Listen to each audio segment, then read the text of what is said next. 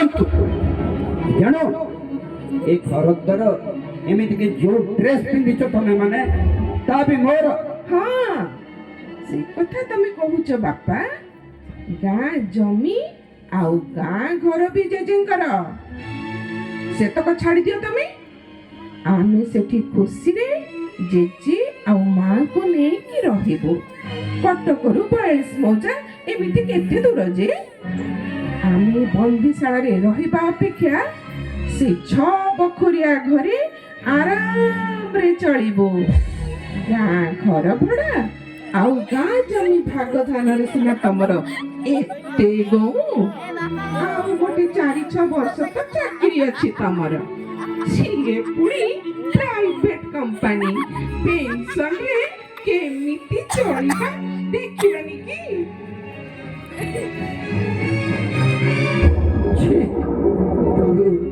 ଠିକ ତ ବାପାର ଝିଅ ବୋଲି ପ୍ରମାଣ କରିଦେଲୁ ନାଇଁ। ଏବେ ଠିକ ତାରି ଭଳିଆ କଥାବାର୍ତ୍ତା କରୁଛୁ। ହଁ ଲୋ ଝିଅ, ବେଶୀ ପାଠ ସାଠ ପଢିନୁ ଆମେ, ହେଲେ ଜୀବନକୁ ପଢିଛୁ ଢେର। ତମେ ଦି ଜଣଙ୍କୁ କଣ ଏଇ ଶିକ୍ଷା ଦେଇଛୁ? ଆମେ ବୁଢ଼ାବୁଢ଼ୀ ଦିଟା। ଆରେ ସେ ଛୁଆଟାକୁ କାଇଁ ମାରୁଛ ଶୁଣେ? ସିଏ ତ ତା ବାପା ବୋଉଙ୍କଠୁ ଯାହା ଶିଖିଲା ସେଇଆ କହୁଛି ନା। ଏଇଥିପାଇଁ ମାରିଦେଲ। ସିଏ ତା ବାପା ବୋଉଙ୍କ ପରି ନ ହେଉ। ଆଗ ପିଲାଟା ଆମକୁ ଭୁଲ ବୁଝିପାରେ, କିନ୍ତୁ ପୁଅଟାକୁ ଯଦି ଆମେ ଏମିତି ଟିକେ ଶାସନ କରିଥାନ୍ତୁ, ସିଏ କଣ ଆଜି ମଣିଷ ହେଇଥାନ୍ତା କି? ଆଉ ବୋହୂ, ସିଏ ତ ଘରର ଲକ୍ଷ୍ମୀ। ତା କଣ୍ଠରେ ପରା ବାସ କରନ୍ତି ନିଜେ ମା ସରସ୍ୱତୀ। ସିଏ ଚାହିଁଥିଲେ ଏ ଘର କଣ ସ୍ୱର୍ଗ ପରି ହେଇନଥାନ୍ତା। ସେମାନେ ତ ବୁଝିଲେ ନାହିଁ, ଆମେ ବି ବୁଝେଇ ପାରିଲୁ ନାହିଁ। ହେଲେ ଏ ପିଲା ଦିଟାଙ୍କୁ ଛୁଆଟି ବେଳକୁ ଗୀତା, ଭାଗବତ, ରାମାୟଣ, ମହାଭାରତ, ପଞ୍ଚତନ୍ତ୍ରର କାହାଣୀ ଆଳରେ ସବୁ ଭଲ କଥା ଶିଖେଇକି ବି ସେମାନେ ଯଦି ଏମିତି ଅବାଟକୁ ଯିବେ, ଆଉ ଏମାନେ ବି ଯଦି ତାଙ୍କ ବାପା ବୋଉଙ୍କୁ ବୁଢ଼ା ବୟସରେ ପଚାରିବେ ନାହିଁ ବୋଲି ଧମକେଇବେ, ଆମର ସବୁ ଉପଦେଶ ଦେଖିଲ।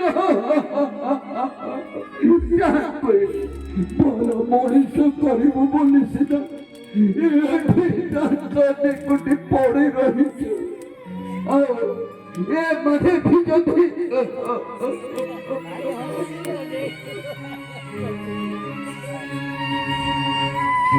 ଆମକୁ କ୍ଷମା କରିଦିଅ ବାପା।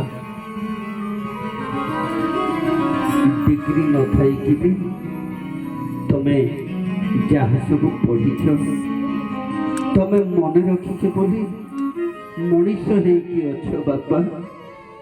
ଆଉ ମୁଁ ଆମର ସେ ସବୁ ଶାସ୍ତ୍ର ଭୁଲି ଯାଇଛି ବୋଲି ଅମଣିଷ ହେଇଗଲି ବାପା। ତମେ ମତେ ପୁଣି ପିଲାଟି ପରି ହାତ ଧରି ପଢାଅ ବାପା, ପଢାଅ। ପ୍ରେମ, ପ୍ରଣାମ ଓ ପରମ୍ପରାର ପାଠ ପୁଣି ଶିଖାଅ ବାପା। ବସୁଧୈବ କୁଟୁମ୍ବକମ୍ ଓ ଅତିଥି ଦେବୋ ଭବ ପୁଣି ପଢାଅ ବାପା। ପିତା ସ୍ୱର୍ଗ, ପିତା ଧର୍ମ ଓ ମାତା ହିଁ ମହେଶ୍ୱରୀ ପୁଣି ପଢାଅ ବାପା, ମତେ ପୁଣି ପଢାଅ। ମତେ ବି ତୁମ ଶାସ୍ତ୍ରୀ କରିନିଅ ବାପା। कॉलेज शिक्षार निज डिग्री सर्टिफिकेट धरिब निजको महाज्ञानी भावुथिली हेले हेले मो जड़ को चिन्हिली जाए मते काहेकि काहेकि तम झियो बड़ी कान बड़ी शिखाइल नहीं वो काहेकि काहेकि शिखाइल नहीं काहेकि शिखाइल नहीं घरर मुरबी मानक पाद तले ही प्रकृत सुख एते वर्ष जाए जो पाप करिछि मो तार तार प्रायश्चित केमिति हे परिवाकु हो कांदने वो माँ कांदना माँ जीजू कितने कांदुचंती माँ टिके जीजू को पूछा माँ कांदने माँ वो तू कांदने वो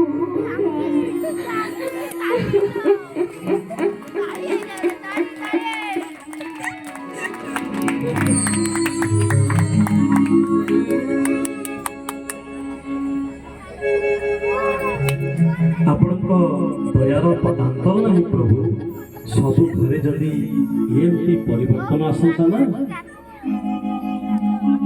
କଳି ଧୀରେ ଧୀରେ ସରି ଆସୁଛି ମହର୍ଷି ଚକ ଘୁରୁଛି ଅହରହ ହେଲେ ଘରର ମୁରବୀମାନଙ୍କ ପାଖରେ ରଖିଲେ ସିନା ଭଲ ମନ୍ଦରେ ଶିକ୍ଷା ପାଆନ୍ତେ ସେମାନେ ବୟସ୍କମାନେ ଘରର ବୋଝ ନୁହଁ